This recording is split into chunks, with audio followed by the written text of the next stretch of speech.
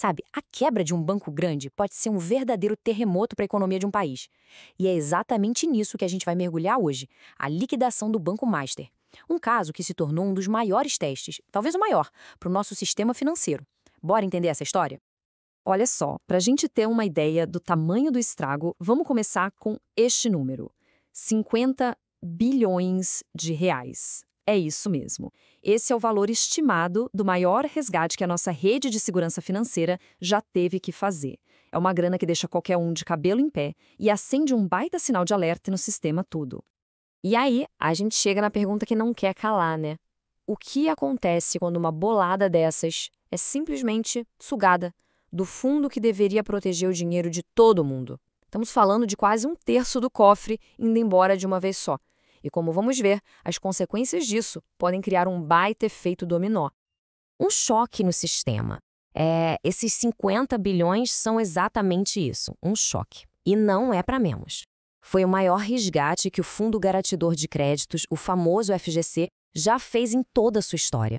E claro, isso levanta uma dúvida bem séria. Será que o sistema aguenta outro tranco desses no futuro?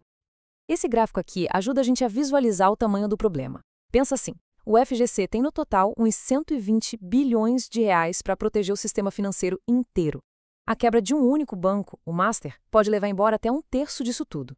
Isso mostra bem a seriedade da situação. Bom, para entender essa crise a fundo, a gente precisa falar sobre essa rede de segurança. Afinal, o que é esse tal de FGC? E como é que ele funciona? Então, o FGC é basicamente o seguro do nosso dinheiro no banco. Imagina uma pólice de seguro mesmo. É uma entidade privada, ou seja, não é do governo, e quem banca são os próprios bancos. A ideia é justamente essa: evitar que o pânico se instale e garantir que as pessoas não percam as economias de uma vida se um banco quebrar. Tá, mas e o que esse seguro cobre na prática? Bom, ele cobre os investimentos mais comuns que a maioria das pessoas tem, sabe? CDB, LCI, LCA, a boa e velha poupança e até o saldo da conta corrente. O limite é de R$ 250 mil por CPF em cada instituição. É essa garantia que, no fim do dia, dá tranquilidade e evita aquela correria maluca para sacar dinheiro quando um banco tá mal das pernas. E como é que um banco desse tamanho quebra? Bom, a queda do Master não foi do nada, da noite para o dia. Mas olha, a reta final foi uma coisa de louco, super rápida. Foi tudo tão acelerado que acabou com uma intervenção bem drástica do Banco Central. Essa linha do tempo aqui mostra bem o drama. O banco já vinha mal das pernas, tanto que em maio chegou a pedir ajuda para o FGC. Aí, de repente, na segunda-feira, parece que veio a salvação. Um grupo anunciou a compra. Só que, gente, em menos de 24 horas, tudo ruiu. O Banco Central entrou na jogada, decretou a liquidação, falando até em indícios de fraude, e o comprador pulou fora. Ali, era o fim da linha para o Banco Master. Agora, o problema é que a quebra de um banco desse porte nunca fica só ali, dentro das paredes do banco. É como jogar uma pedra num lago, sabe? As ondas se espalham e atingem um monte de gente, de um jeito que às vezes a gente nem imagina. De um lado, tem uma linha de especialistas como a professora Cristina Helena que dizem para ter calma. A visão dela é que o risco de uma crise geral, daquelas que derrubam um sistema todo, tipo o que aconteceu com o Lehman Brothers lá nos Estados Unidos em 2008, é baixo. A avaliação é que, apesar de grande, o Master não era tão conectado a ponto de arrastar todo mundo junto para o buraco. Só que tem outro lado da moeda. O professor Jorge Ferreira dos Santos, por exemplo, acende um alerta para outro perigo que é bem real, o chamado efeito contágio. O que é isso? É a desconfiança.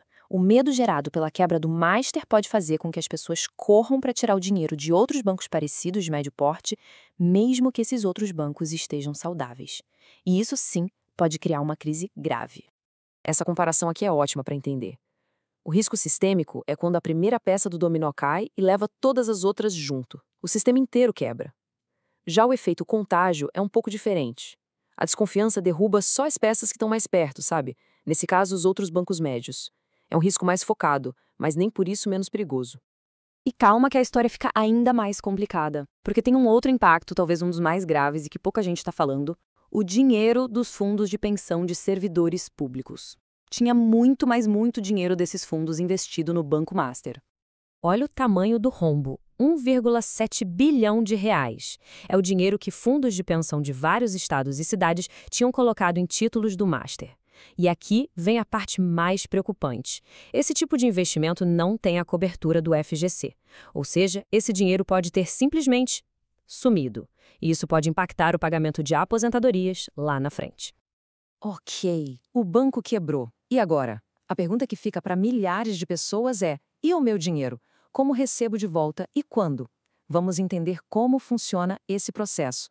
Pois é, existe um passo a passo, uma burocracia. Primeiro, o Banco Central coloca uma pessoa, o liquidante, para fazer um pente fino e criar uma lista com o nome de todo mundo que tem dinheiro para receber. Só depois que essa lista está pronta é que o FGC entra em campo para organizar os pagamentos. Geralmente, isso é feito por um aplicativo do próprio FGC ou em agências de algum bancão parceiro. E aqui tem um detalhe super importante que todo mundo precisa saber. O pagamento não é na hora, não é automático. Mesmo com a garantia do FGC, o processo leva tempo. Depois que a lista oficial sai, pode demorar de 20 a 60 dias úteis para ver a cor do dinheiro. É uma espera longa, né? E com certeza gera uma baita ansiedade, principalmente para quem conta com essa grana. Bom, e com isso a gente fecha esta análise. A rede de segurança, o FGC, funcionou. Evitou o pior. Mas o custo, como a gente viu, foi gigantesco. E a pergunta que fica no ar é meio assustadora. Será que ao usar quase um terço do seguro para apagar esse incêndio, o sistema financeiro não gastou a sorte que tinha? Será que estamos preparados para a próxima? Essa é uma resposta que, infelizmente, só o futuro vai dar.